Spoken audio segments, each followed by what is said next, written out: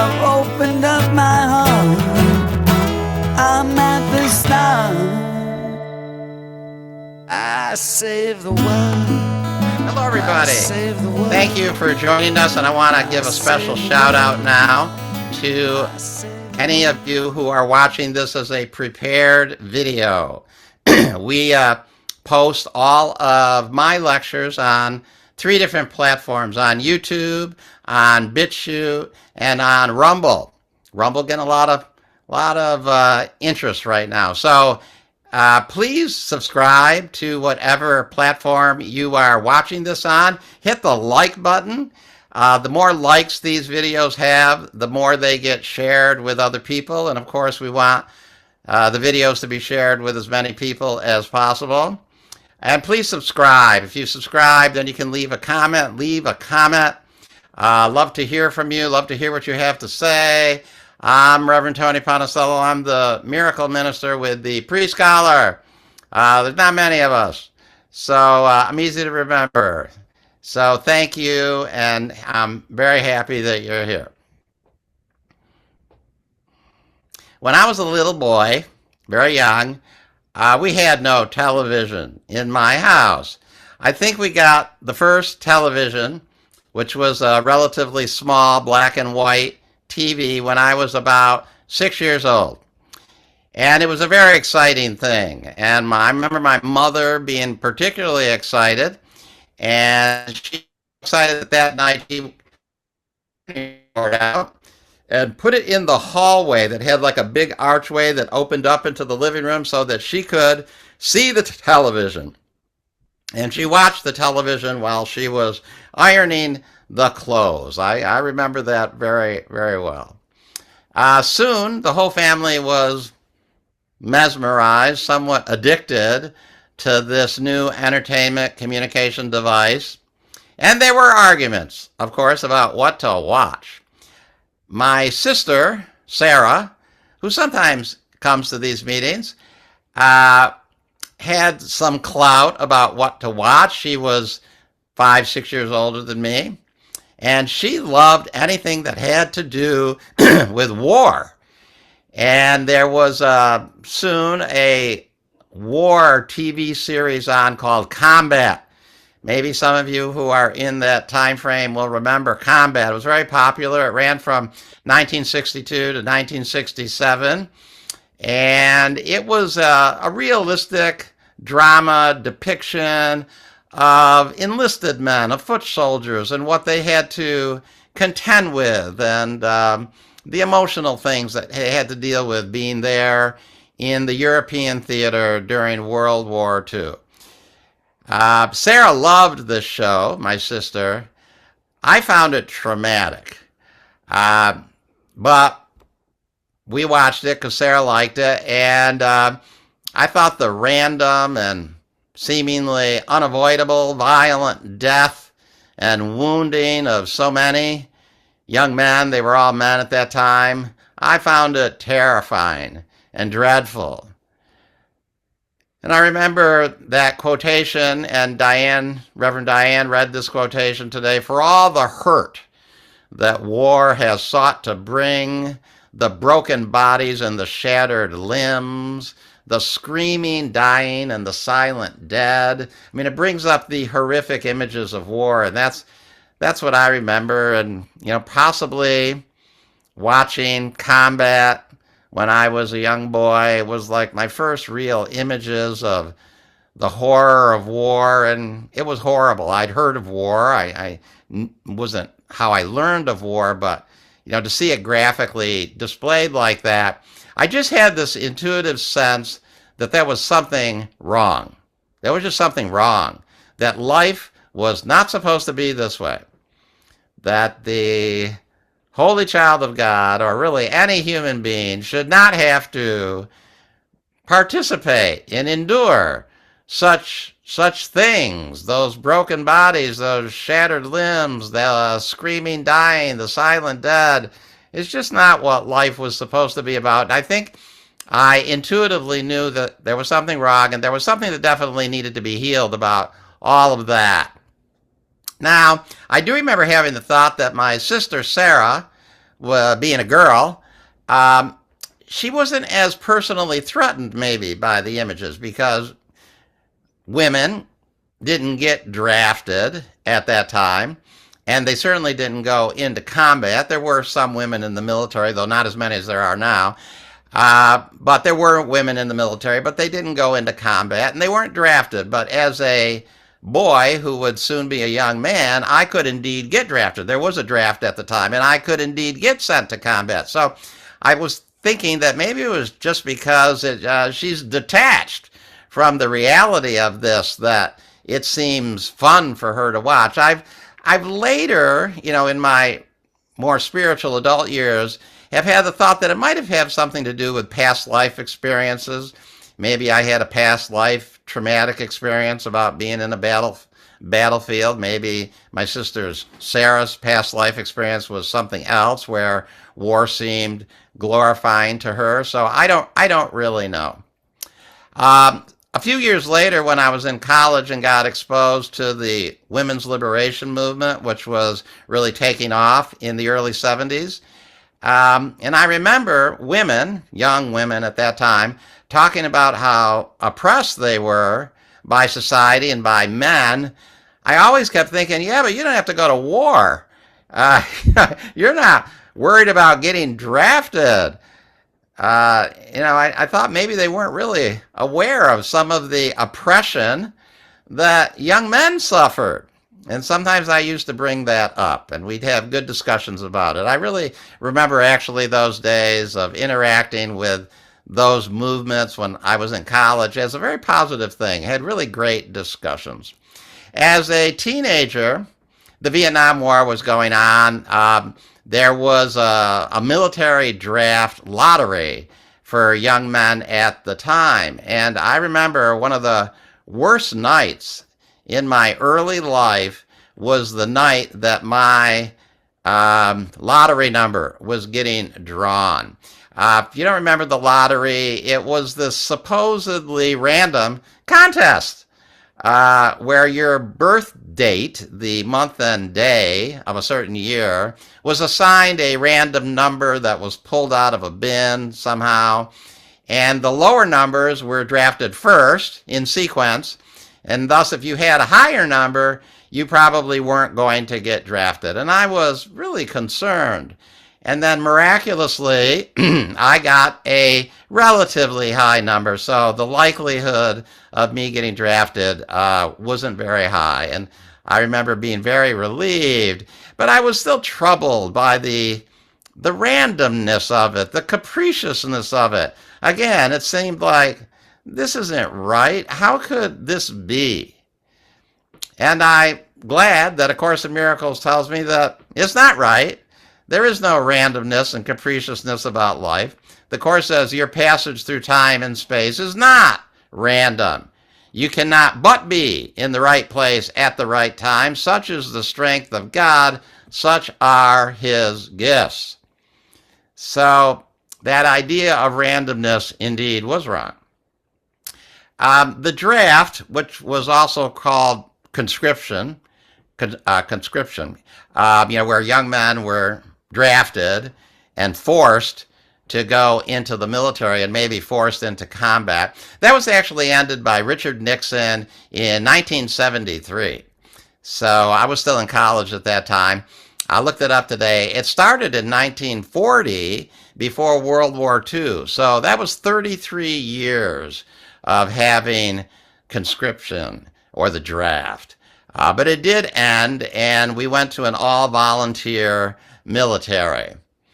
Okay, I'm talking about this because our nation right now, and the world as a whole, and our society, is asking a lot of questions right now about war and peace and ceasefires. And the questions are far-ranging, and I think it's good that we have this conversation. And there's a conversation about, what is gained and what is lost. And who is the winner and who is the loser? And is it really important? And does it stay that way? I think about the wars that we have been involved with, that the United States has been involved with. Were there winners? A lot of times we were the loser.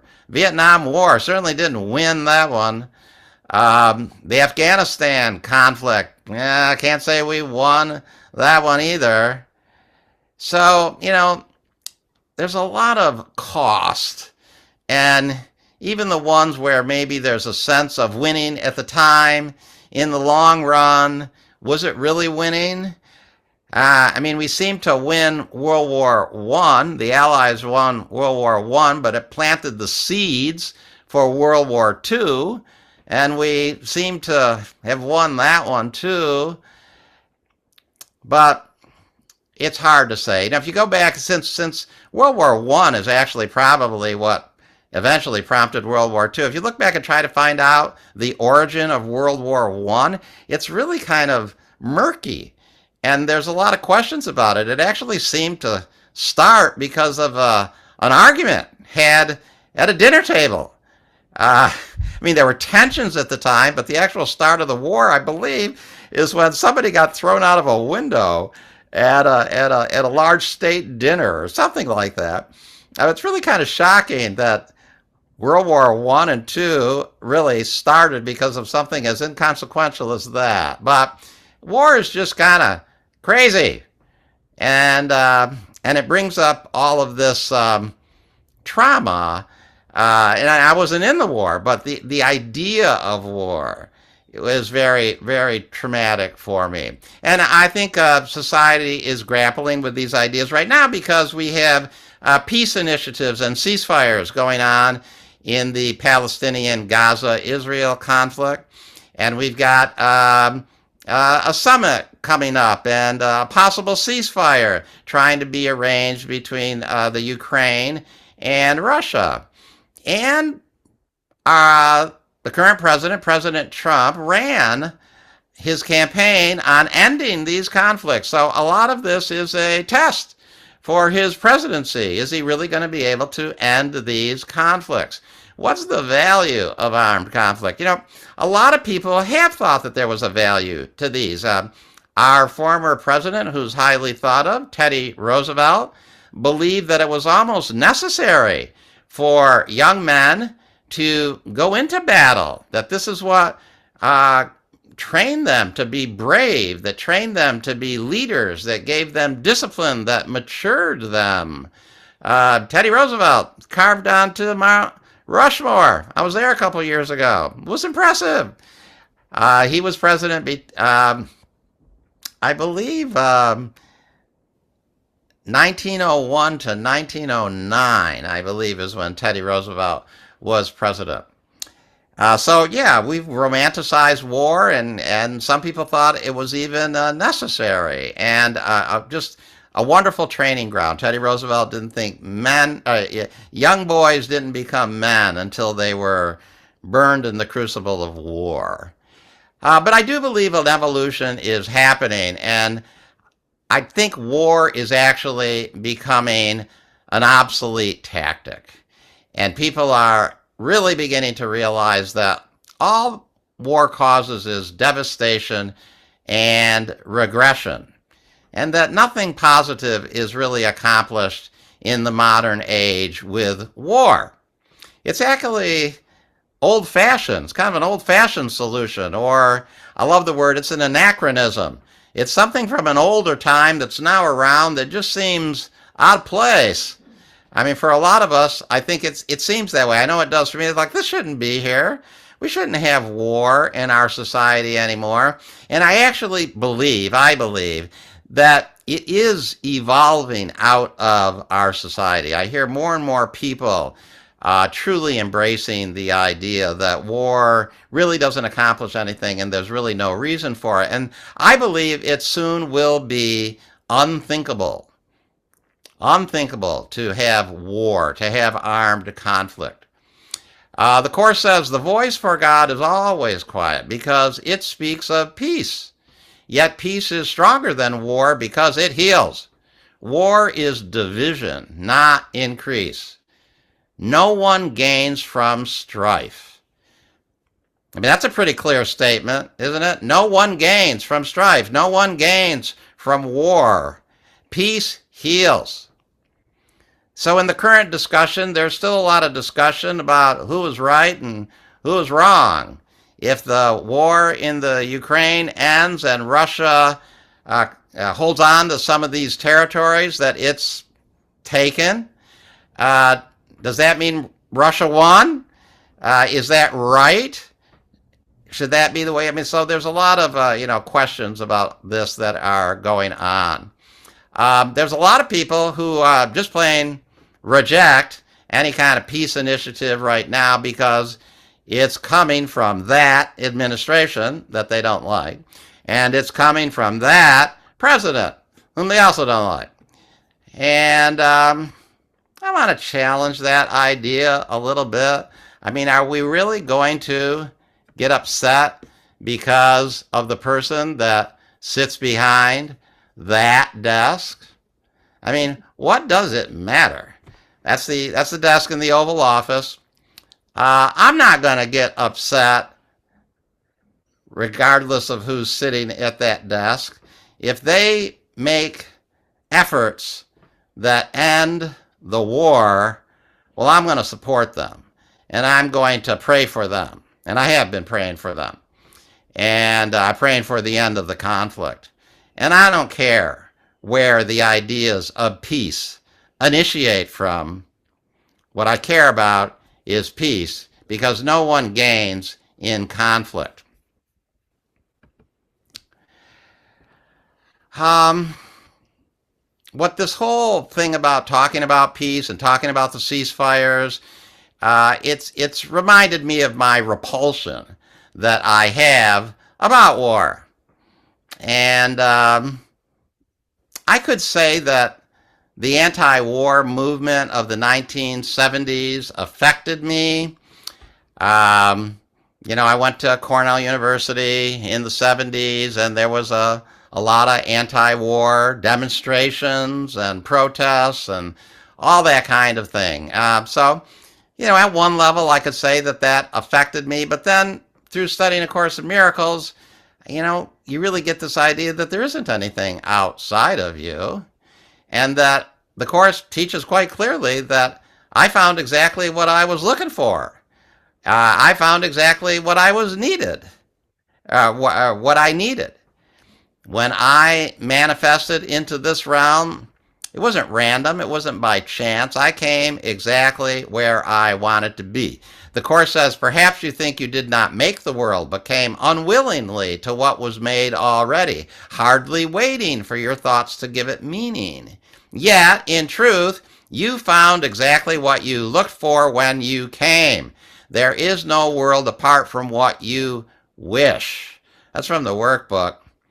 And that's true right now, too. And that's true for all the things that we think aren't the way that they should be.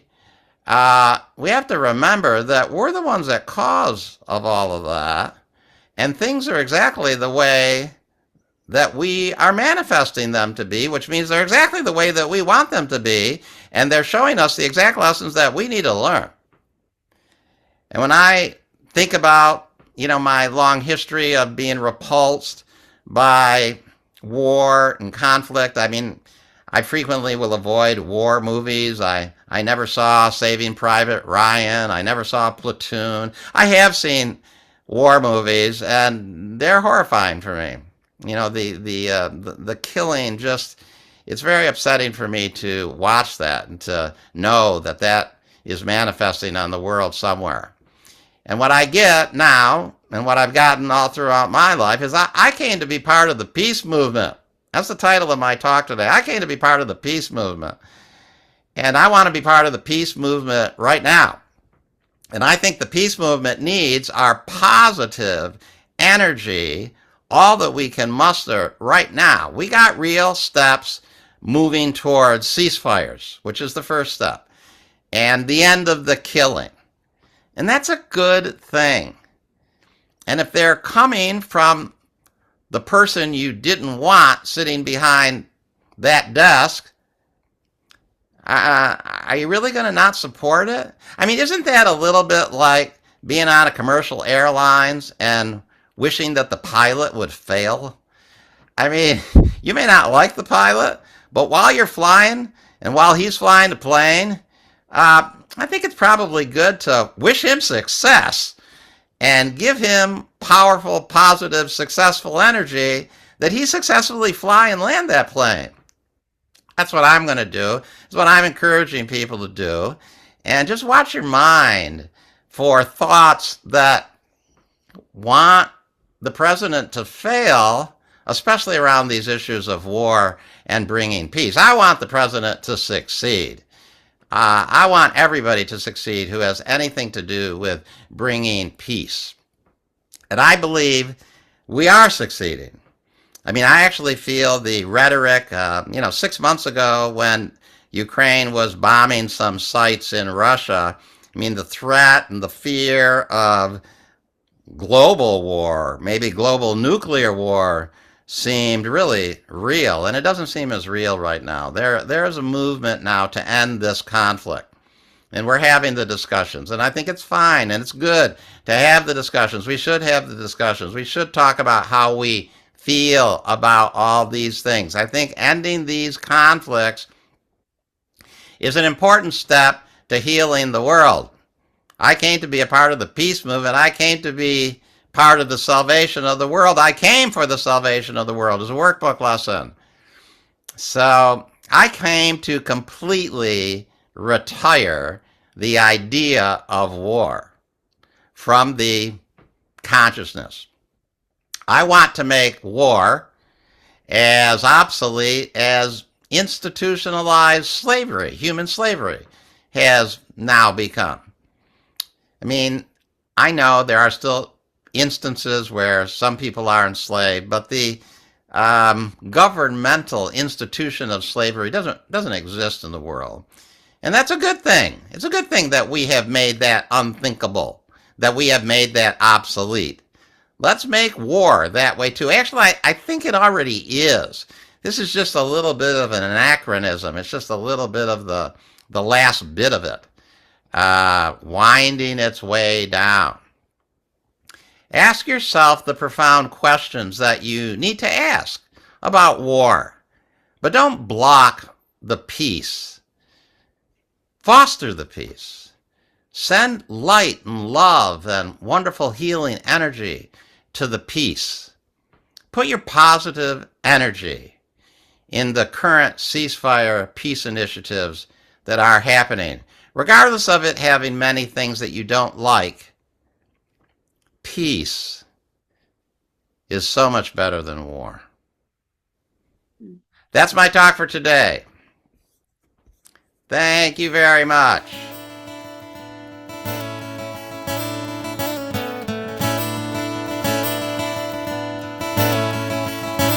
Open my eyes to see.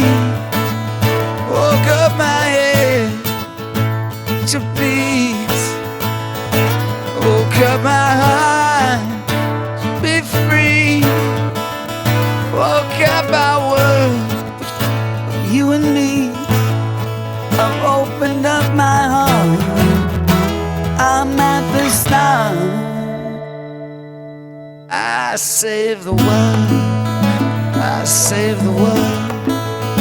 I save the world. I save